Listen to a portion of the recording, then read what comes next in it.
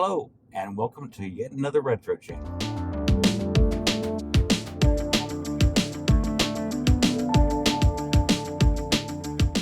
Today we're doing something a little different. I am on a road trip to pick up a lot of computers that you guys keep asking me to work on. I'm getting a Commodore lot. This lot is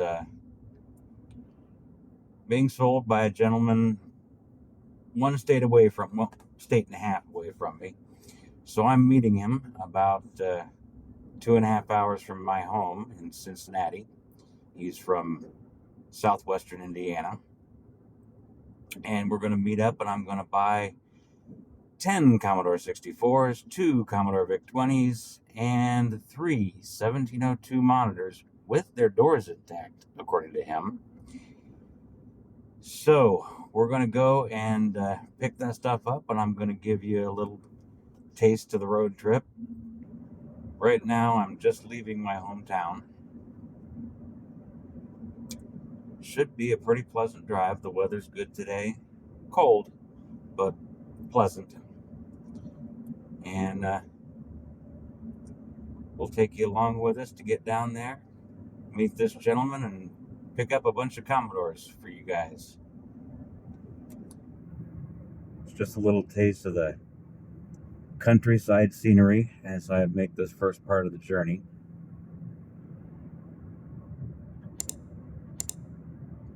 Sorry for the shaky cam. I'm having to hold this to give you the view out the windscreen.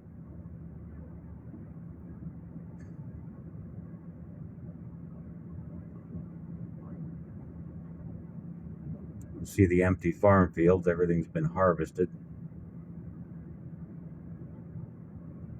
Roads get a bit squiggly at this point.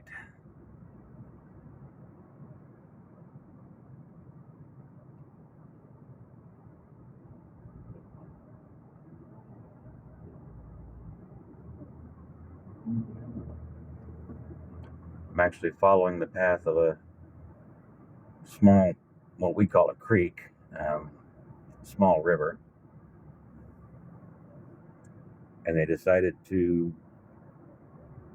make the road's path follow the curves of the natural curves of the river, so it gets a little twisty turny.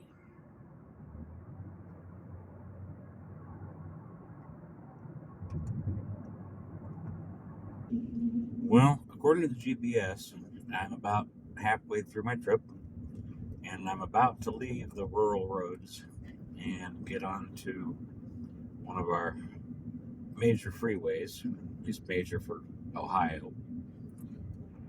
Well, I'm on the freeway now. Got about 65 miles to go.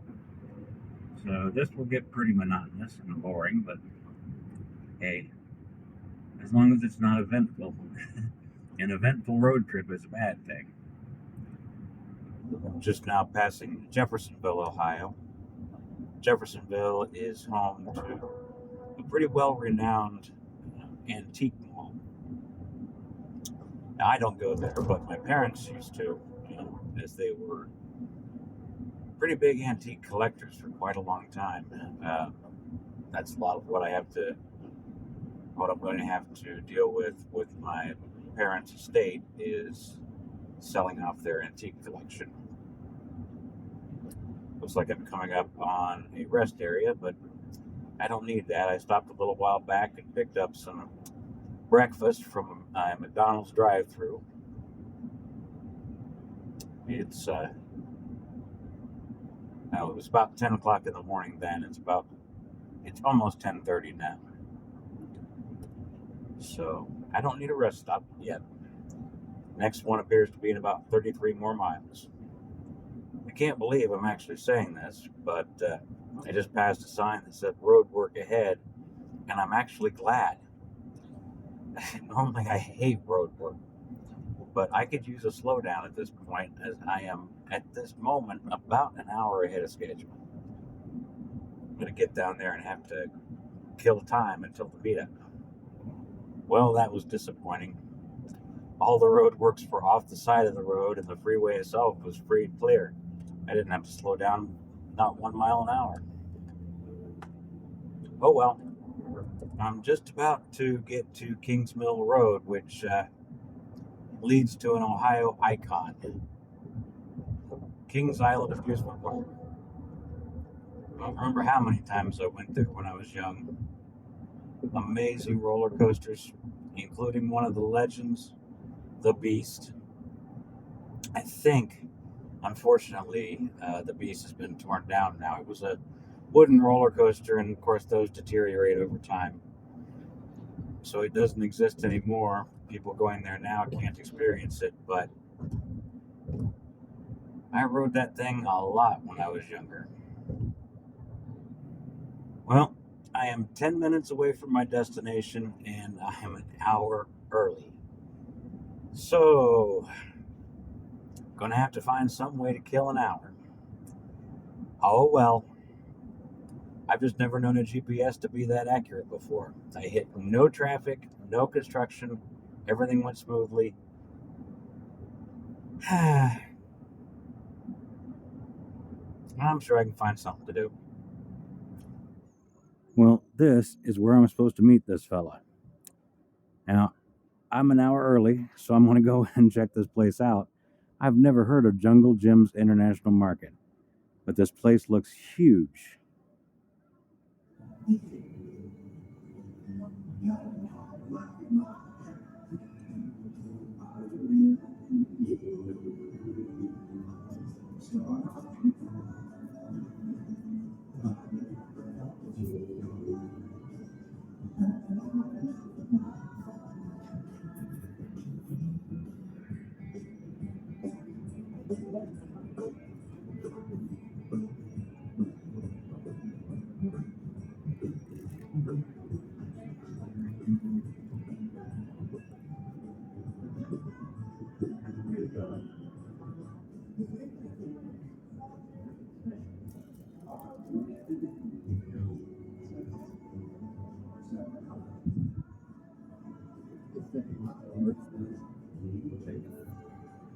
Well, here's the haul. Like I said, a bunch of C64s, a few VIC-20s. They actually threw in an extra one you bumped into.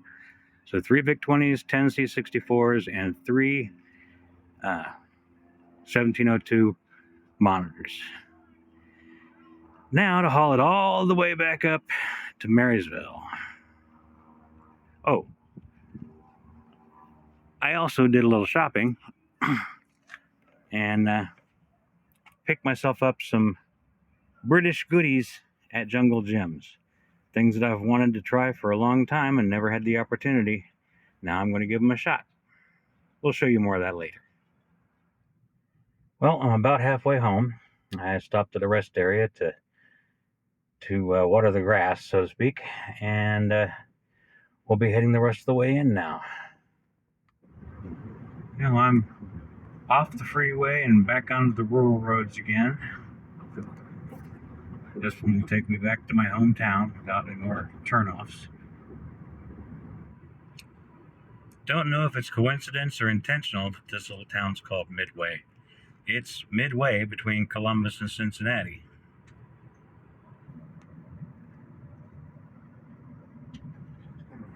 Trying to give you a look at some of the big old farmsteads that live out in this area.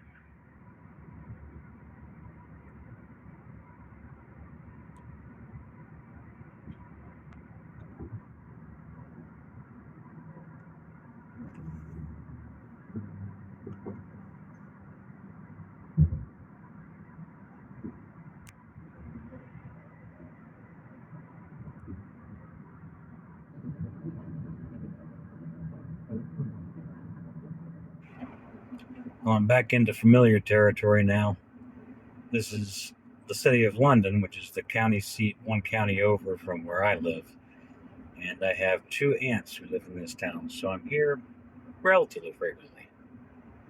At this point, I no longer need a GPS and I can get home on my own. It does occur to me there may be some Brits watching this. And no, just so you know, London, Ohio, not a bit like London, England. So, yeah, much smaller, much more rural community. Nothing like what you guys got there. We don't even have an eye, or a shard, or any of those other things. Coming back up on that squiggly little road that goes by the river again. And I'm now officially back in Marysville. 3:23 p.m. Should be home by, before 3:30. Considering the GPS told me I'd be home at 3:20 and I did make that one stop at the rest area, GPS did a darn fine job of calculating exactly how long this trip would take. So I'm impressed. And home sweet home. All right. First things first, I gotta get the British food out, take it in because some of it needs to go in the freezer. And there's my British food assortment, along with a few things that are in the freezer. There's breakfast bangers, black pudding, pork pies, and sausage rolls in the freezer. So all these are things that I've wanted to try, that you can buy in Britain that you just can't buy here. I didn't think you could buy here, and now I know there's a place that you can. So I'll be testing out some of those. You can give me suggestions in the comments. And there's the Commodore lot all carried in.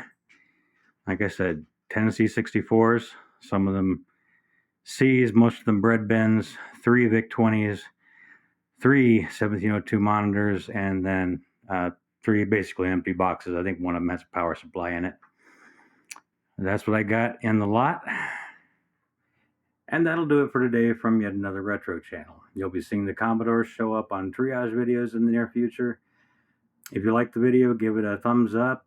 Subscribe to the channel if you haven't already done so, and click the notification bell so you know when I put out new videos. Leave me a comment in the comment section below. I love interacting with you guys. My Patreon and Ko-Fi links will be in the description, or if you don't want to support it that way, you can just become a YouTube channel member. I'd appreciate that very, very much. And look forward to some new Commodore content coming soon. Talk to you later.